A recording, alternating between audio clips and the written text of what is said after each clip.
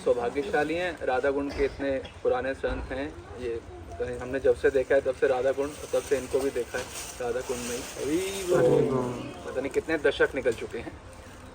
तो ये महाराज जी वहीं पे रहते हैं, पाठ भी करते हैं रोज़। तो बाबा से एक तो निवेदन करेंगे कि बाबा आज यहाँ पे ना 4 लोगों का दीक्षा हुआ है, तो कुछ शब्द आप बोलेंगे तो सबको सब लाभान्वित होंगे। वंदेहं श्रीरूपं सर्वव्यापं सर्वगणरघुनाथं सजीवं साद्वैतं सावधूतं परिजनसहितं श्रीकृष्ण चैतन्यदेवं श्रीराधा कृष्ण पादान् सहगण ललिता श्रीशक्तिनिधं। भाग्यशाली हैं हम लोग, और विशेषकर आज 4 जन गुरुदेव की परंपरा से जुड़े हैं हम लोग। तो वैसे ही हमने भी देखा है, गुरुदेव को दर्शन किया है जब गुरुदेव ने हमको देखा है।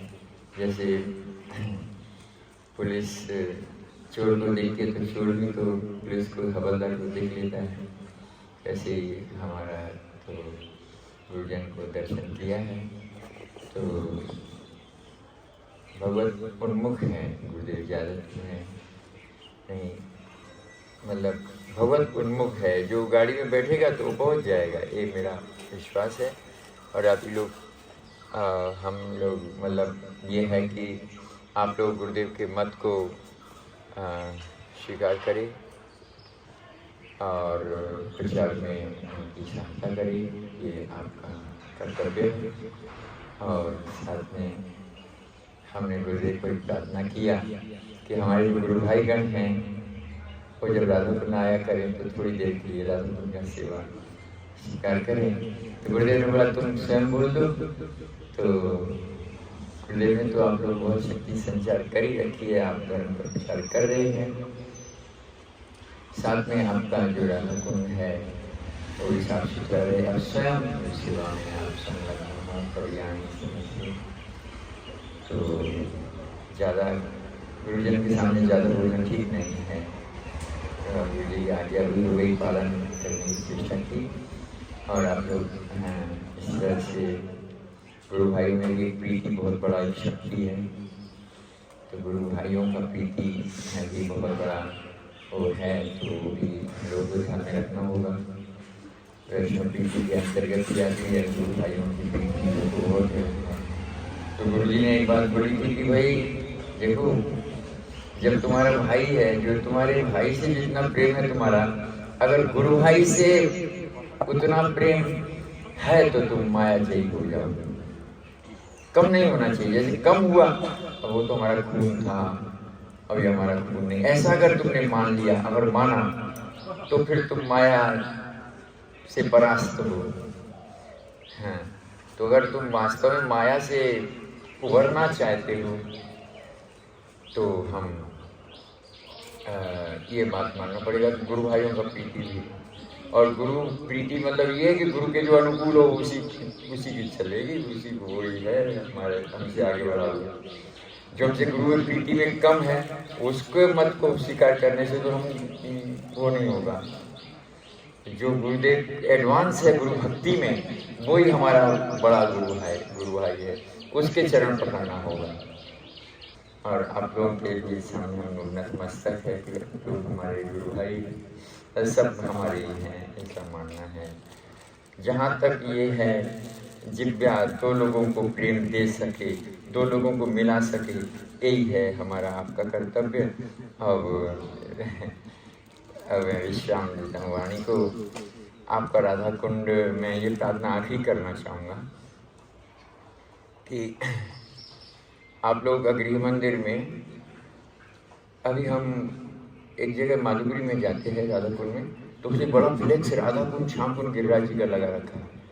तो वो लोग वहाँ बैठे रहते हैं तट पर, तो मुझे लगता है तो राधा कुंड में ही बैठे हुए। तो मैंने हमारे जो परिचित हैं कई लोग उनको फ़ोन से बोला कि भैया आप लोग भी ऐसा कर लो।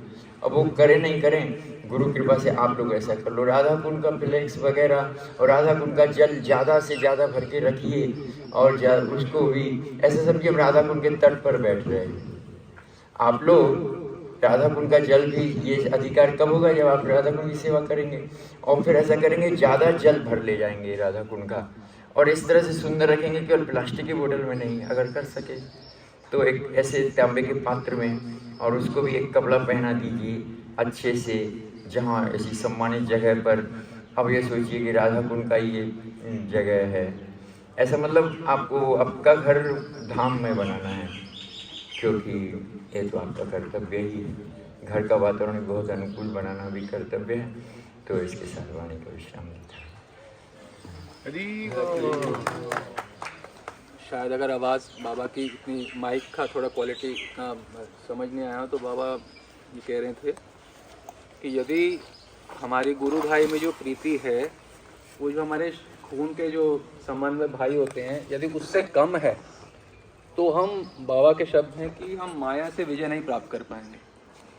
कम से कम गुरु भाई जो होते हैं या गुरु बहन, उनमें इतनी प्रीति होनी चाहिए जितने हमारे सगे भाई बहन में होती है, कम से कम। उससे ज़्यादा हो तो ज़्यादा अच्छा। और कहते हैं यदि आपकी होगी ज़्यादा प्रीति अपने गुरु बहन में, शरीर के संबंध वाले भाई या बहन से, तो निश्चित आप माया पर विजय प्राप्त करेंगे। बहुत ही सुंदर बात बताई है।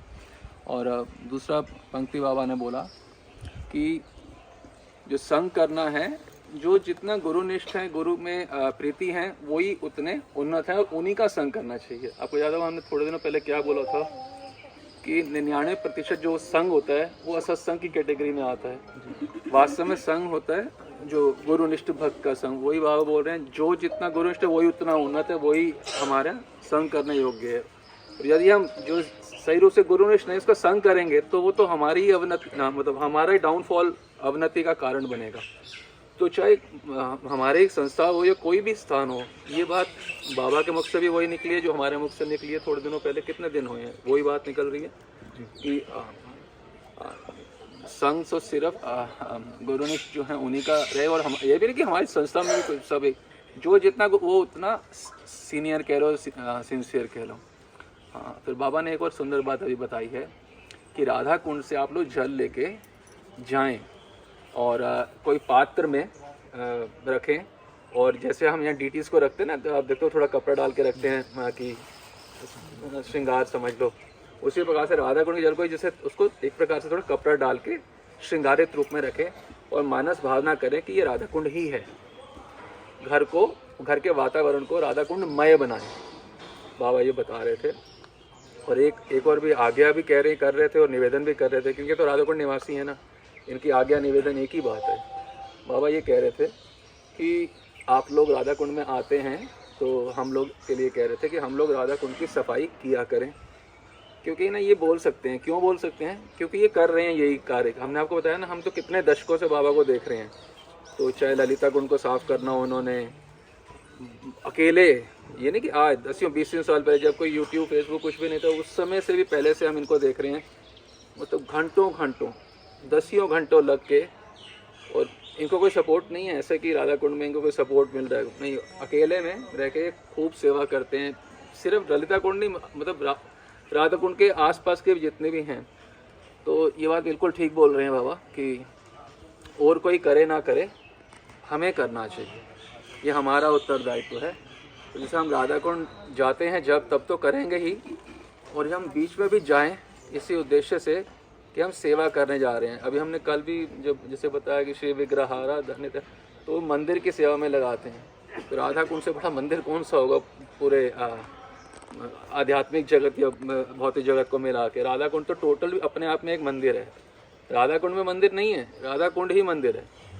तो मार्जन जो करना है, जो श्री विग्रहारा धन नित्य नाना, तो जो श्रृंगार तन मंदिर मार्जना दो, मंदिर का मार्जन। तो राधा कुंड का जो मार्जन करेंगे उससे हमारे हृदय का मार्जन ऑटोमेटिक मोड पे हो जाएगा, जो हमारी सालों साल निजी साधना से नहीं होगा। तो हम ना ये बिल्कुल शायद ईश्वर चाहते हैं, बाबा के मुख से साक्षात ईश्वर ही बोल रहे हैं कि हम लोग अपने लाभ हेतु, अपने सुधार हेतु राधा कुंड में आएँ और बाबा के अनुगत में रह के सफाई में करें, क्योंकि इनको तो सब पता है कहाँ पे क्या चीज़ करनी है। एक और प्रार्थना कर सकते हैं जी। प्रार्थना ये है कि कभी कभी हमने देखा है कि जो मतलब परिवार में एकादशी तो बड़े लोग रखते हैं और जो छोटे बच्चे हैं उनके लिए वो लोग सोचते हैं कि अभी छोटा बच्चा है। तो अगर ऐसी बात है तो आप कृपया एकादशी बच्चों से भी रखवाइएगा, नहीं तो कैसे होगा। गुरुदेव सपना देख रहे हैं आपको गोलोक में लेने का, और जो एकादशी नहीं रख रहा है वो आपको पकड़ लिया है उसने, एकादशी का पुण्य पूरा फल नहीं दे रहा है आपको, तो उससे आपका बहुत। और जो रसोई करता है तो उसका मतलब जो जाता है सुगंध जो जाता है अन्न का, उस दिन वर्जन है इसका शास्त्र में। तो आप लोग कृपया करके किसी भी तरह से घर में कोई एक जन भी एकादशी नहीं है ऐसा हो कि रखे, तभी तो उसका पूर्ण फल होगा। एकादशी रख के यानी कोई रसोई नहीं करना है एकादशी के दिन अन्न का, अतिथि के लिए भी नहीं। तो ये भी प्रार्थना हमारी है। घर में कोशिश करें कि जो आपके घर में सभी एकादशी रखें, और यदि हम एकादशी के दिन सुगंधी जा रही है अन्न की, तो भी फिर पूरा व्रत का सही लाभ नहीं ले पाएंगे जो हम ले सकते हैं। तो कृपया इस पर अच्छे से ध्यान दें, और हमारे जो बच्चे हैं उनके साथ लीनियंट ना हो के क्लैरिटी रखें कि हाँ रखो ना, हम भी तो रखते हैं तो आप भी रखो। हाँ, चाहे तो हम कर सकते हैं, अगर हम थोड़े ऐसे लीनियंट हो जाते हैं तो कोशिश करेंगे उन्हें बोल। हाँ, पति को नहीं बोल सकते, ठीक है, उस दिन रंधन मत करना। बाबा राधा कुंड से उनकी वाणी निकल गई हमारे लाभ हेतु, तो एक निवेदन करते हैं विनम्रता से, कल नहीं कर पाएंगे, जो करवाना है आज करवा लो एक दिन पहले। ओवन तो है ही सबके घर में। दशमी की रात को भी यदि रसोई अगर वो नहीं मान रहे हैं तो बना के रख दिया जाए, वो लोग खुद पालेंगे। किंतु आप लोग इससे आपके जिसका मतलब जो व्रत रख पत्नी रख रही है, और इसमें एक प्रसंग है। एक पतिदेव गए दूर देश से अपने घर में, तो उन्होंने पत्नी को आज्ञा दी कि जल्दी रसोई करो, मैं भूख लग रही है। तो पतिदेव ने बोला कि स्वामी आज तो एकादशी है, मैं तो उसने बोला मैं जो भी हो मैं बहुत कष्ट में हूँ, जल्दी करो रसोई, नहीं तो मैं मर जाऊँगा। तो पत्नी की आंखों में आंसू तो आ गए, मगर उसने रसोई नहीं की। उसने इस सिद्धांत से कि पति का अमंगल होगा, कैसे करूँ पति का अमंगल, और सही में पति मर गए। तो वो बेचारी रोने लगी और उसने प्रभु को प्रार्थना किया, प्रभु अब मुझे भी उठा लीजिए संसार से। तो सही में उसकी तपस्या इतनी थी कि वो मतलब एकादशी की तपस्या, तो उसने 2 विमान आए और उसके पतिदेव भी वैकुंठ में चले गए और वो भी वैकुंठ में चली गई। तो यही सिद्धांत के अनुसार में पति का मंगल नहीं किया जाएगा। इस सिद्धांत में यदि रहेंगे, कोई धर्मपत्नी है तो सही में पति का मंगल कर ही ले जाएगी। तो कृपया गुरुदेव के सपने को पूरा करें। एकादशी के दिन बच्चियों को भी अन्न ना दें, छोटा भी होने पर।